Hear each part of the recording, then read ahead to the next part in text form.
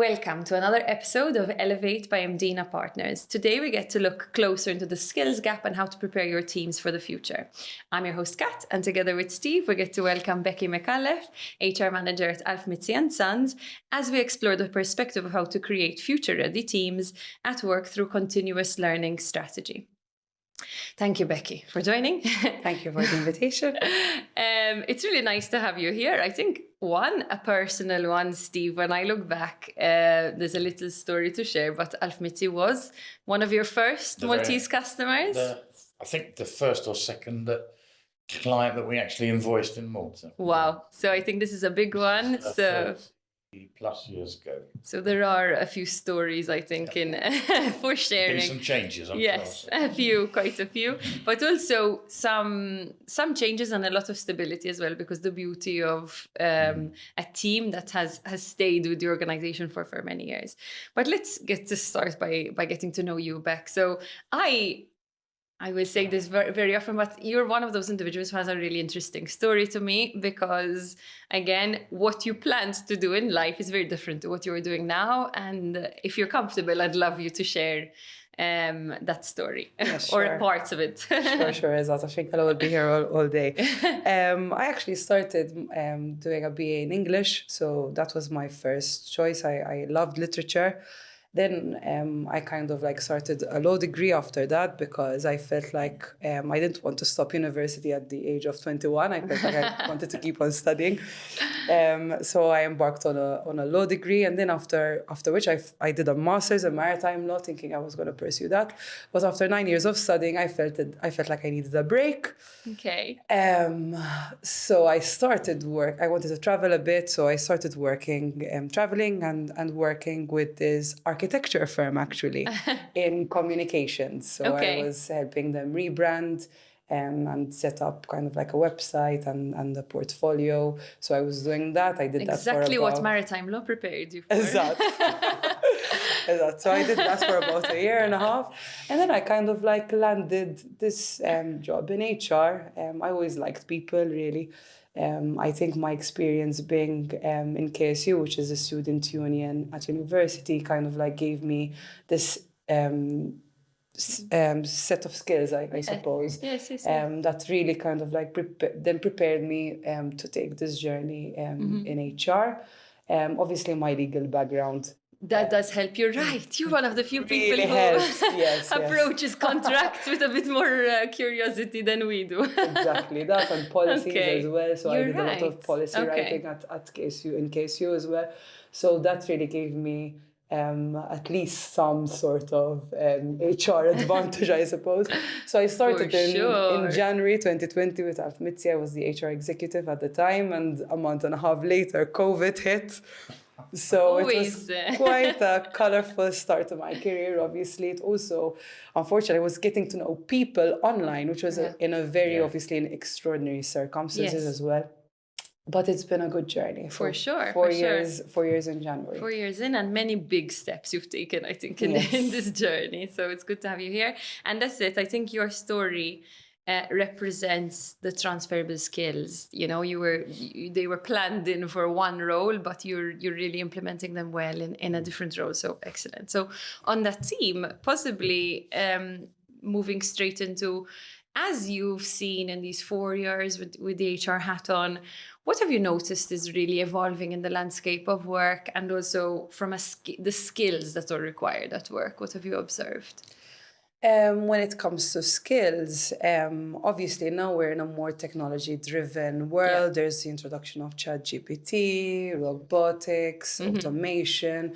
So we are moving towards that kind of this whole digital workscape, I suppose. Yes. In the case of Mizzi, obviously there's always this dynamic we have, because I have obviously warehouse staff, so operational people, and then we also have office-based staff. So we're all the time kind of customizing training programs or skills gaps depending on the department, really. So in general, but I would say that is the trend we're moving towards. And on another note, obviously, we're also adapting to new generations within the workforce, a generation that wants more flexibility, So we need to move towards that as well, adapting our workplace for Gen Zs. You know, they want to work in a flexible way, want to work remotely, want to enjoy life. So if you want to engage your staff, you need to also have that in mind, really. Yes. It really starts with HR, definitely. Yes. Excellent. And the management skills to be able to manage those Exactly. people. Right? Yep, which are not the needs. same. Exactly. Absolutely not the same as the generations change, definitely. I mean, COVID helped us a bit with that, right? Yes. So COVID threw us, we had no choice, but we had to adapt to remote working styles. Forced learning. It was forced learning. And it was I say, if that hadn't happened, we would probably still be discussing remote working once a week, maybe not. But because we tried it out, because we had no choice, now kind of like then it's kind of opened the floodgates, I suppose. Totally. And I think that is the beauty of the way that we can't plan the future, but sometimes things happen and they force you to learn.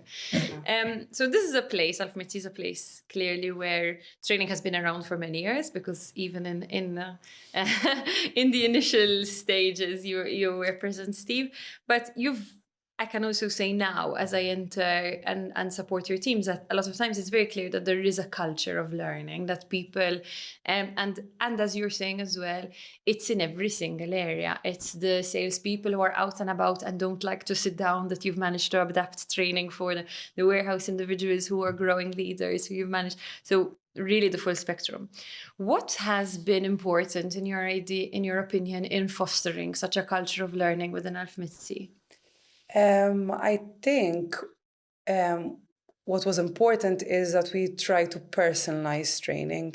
Luckily, I feel like the HR department has people's trust, so employees feel comfortable to come to us and share their experience when it comes to training, and also kind of like not make demands, but suggest listen, this would be useful for us. So like, for example, minute taking is something that some employees are scared of doing, and they kind of like come forward, and we obviously it doesn't make sense to come up with training programs which just for the sake of just to have a checklist. You always need to make right. We get those requests. Need to make sure that the training is relevant to the particular department, to the particular individual, and obviously then that trickles down to the performance of the company, really. Yes, totally. But I think what it is, when we get a brief from yourselves, it's also the style that you're looking for that is really adapted. It's not just the theme, but also how we do the delivery, in which language we do delivery, what methodology you want is quite determined from your end. And that, at least as a person who often, is present in the delivery, it really makes a beautiful change for us to really talk about bespoke. This is totally bespoke because the demands have come through. Exactly. So I think this leads me to maybe my next curiosity, which is training needs analysis, because that's it. A lot of the times you see organizations going through training requests as if we saw someone on Facebook doing it, let's do this too, or ticking the box exercise. And yes, with some themes you have to, data protection, these things, possibly we need to just, have it done. But with the rest of, when we're looking at the development of our people, the research behind it is important. So how till now have you gone about, preparing yourselves and planning your training needs as an organization? So in the performance management system, so in a performance appraisal, every employee and manager have the opportunity to formally, say that, share any training requirements they may need. And there's a discussion in the appraisal where they also discuss this question further.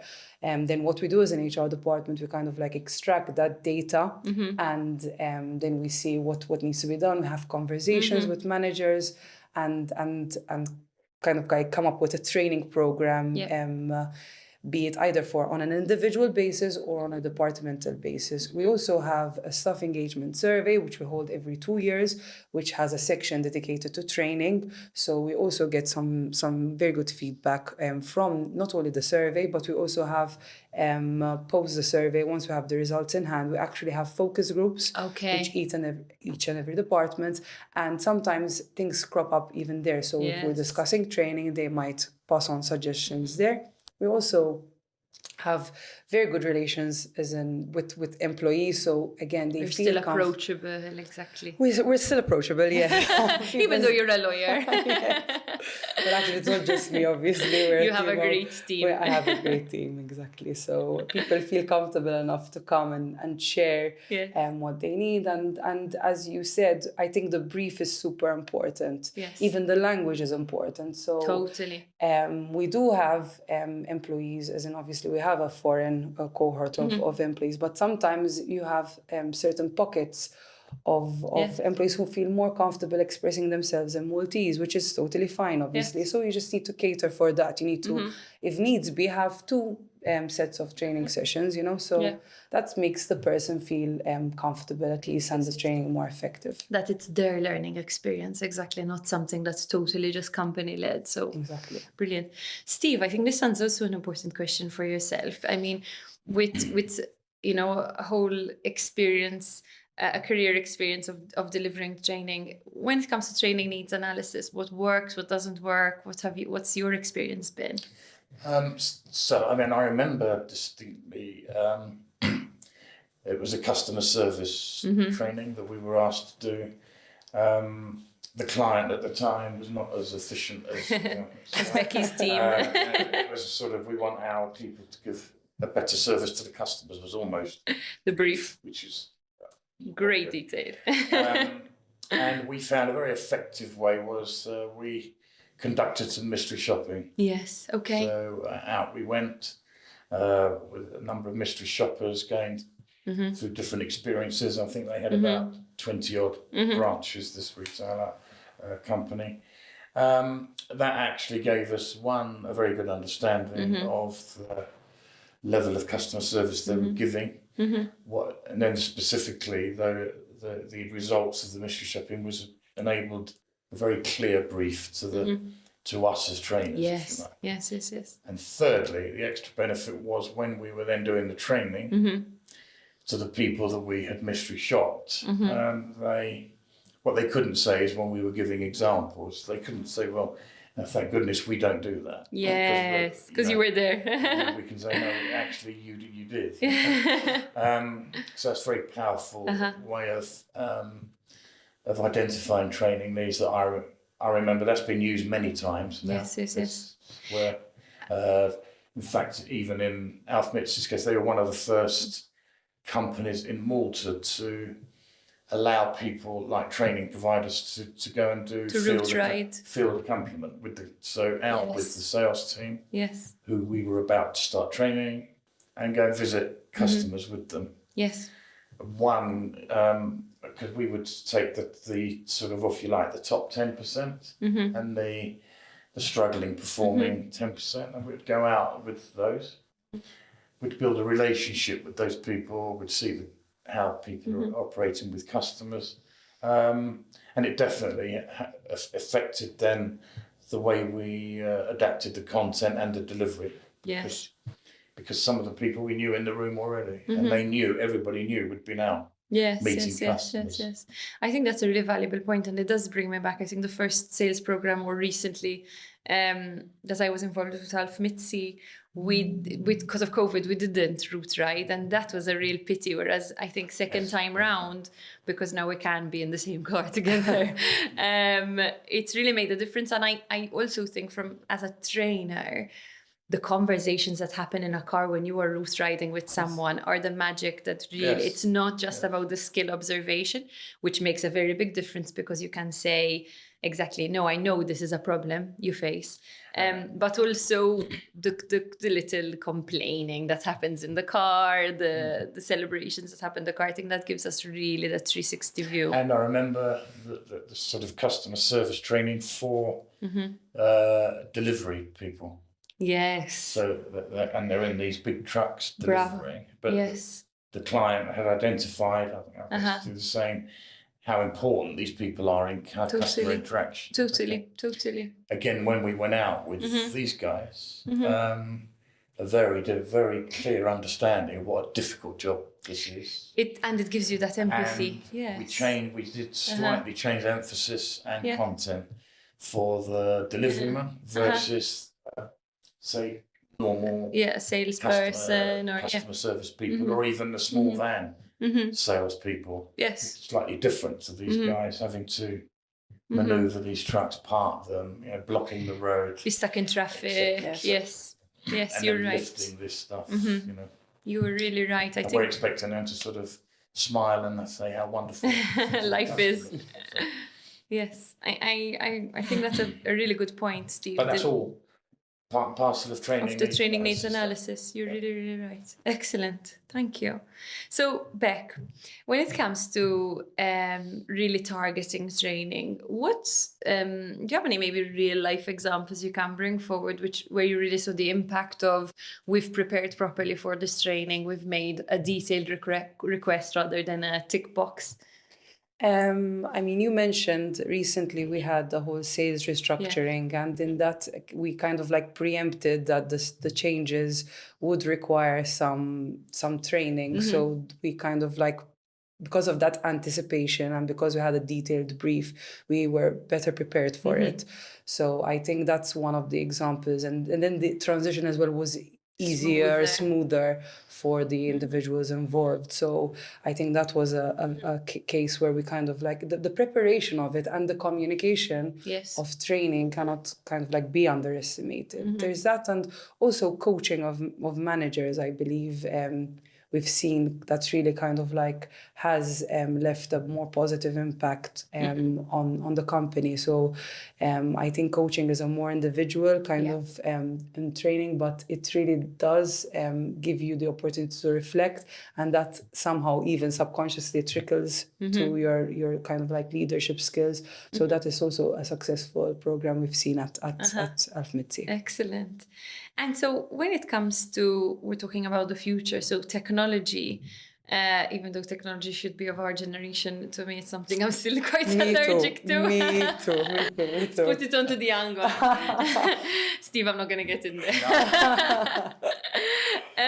But when it comes to using technology to really address that skills gap, how has technology really played a part in that at ELEV8 Mizzi? I mean, so far what we've done very recently is introduce an LMS, so learning management system. It's been a game changer already, even though we haven't even exploited, not even close to. But let's say onboarding, for example, training right now was being done on a paper. So literally a checklist, like people going around with paper and getting it signed. Now we're moving on to the LMS. So it's a digital, Brilliant. It gives you the data you need. Of course. And it's something which, paper can be lost. Isn't like you should see my desk, it's a whole mess. But it's moving towards that. Obviously, even the impact on the environment, even just for that. But even LMS training when it comes to e-learn. So as we said, we have mandatory training like GDPR training, which before were being held, I think, whereas we've always had them online. But now we have a video that people can watch whenever they want, whenever they can, and complete the test, whatever. And it's really facilitated training from that angle. So this LMS was already something which has helped. And now we can even put on learning material on it, because people are hungry to learn. Obviously, they just want to do it in their own time when they can, really. Yes. I don't know if they're waiting at the dentist and they have 10 minutes to spare, they might want to read an article. So we're trying to adapt to that. Perfect. I think in the nature of your operation, that makes sense, because slots for learning, can mess around with your operation. So it makes sense that you've made it more accessible, and you're using technology for what it does best. To facilitate that learning. Excellent. Okay. And when it comes to, the world is also moving to more of a hybrid and remote space.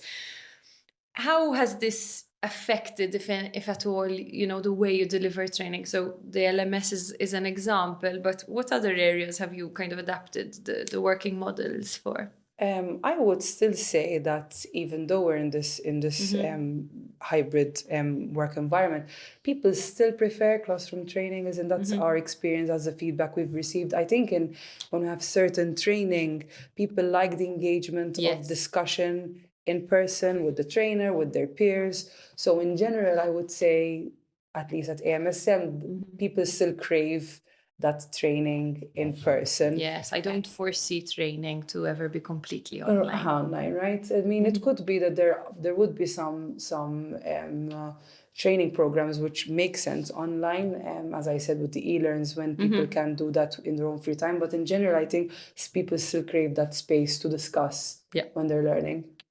Excellent. Okay, so that's it. I think we've seen the effectiveness of more coaching online that works, but the training, and that's it. I think also with the nature of the individuals you have, salespeople are always moving, warehouse individuals who don't get to sit down for work. Exactly. You know, forcing a sit-down moment for training is painful online. So I think that has been smart to use it when you can. Excellent.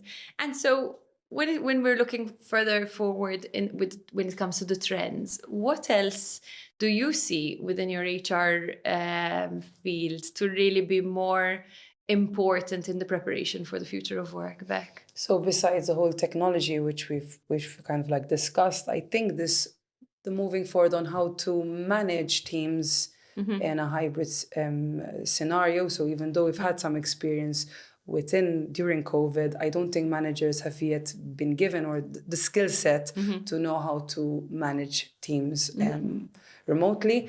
And also, I think this whole how to measure work output based on not the number of hours you would have done during your working day, but rather task-oriented goals. You know, like I think that's something we need. It's being done. It's coming, whether we like it or not. Yes. We need to learn how to measure work, not on the basis of, okay, I've spent from 8:30 till 5:30 at my desk. I can see that person at their desk. Oh, they're definitely working. But more on an approach of output, I suppose. That should be I would imagine that's where we're heading to. Yes. And that completely changes the skill set of leaders, because it needs to be more about the conversations we're having, the commitment you see through output, not the commitment you see through hours of dedication. It's really going to shift. And also how we plan development of people around that. Exactly. Excellent. Okay, super.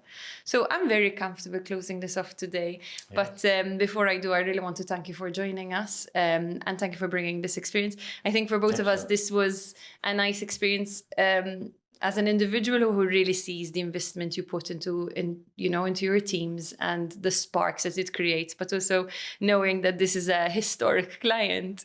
It's really nice to see how the organization has grown. I'm sure there is an emotional tie. So thank you, Becky. Thank you again. And thank you for listening. We hope that you join us for our next episode next month. If you have enjoyed it, please stay subscribed. We truly believe that the journey to success is even better when shared. Until next time, thank you.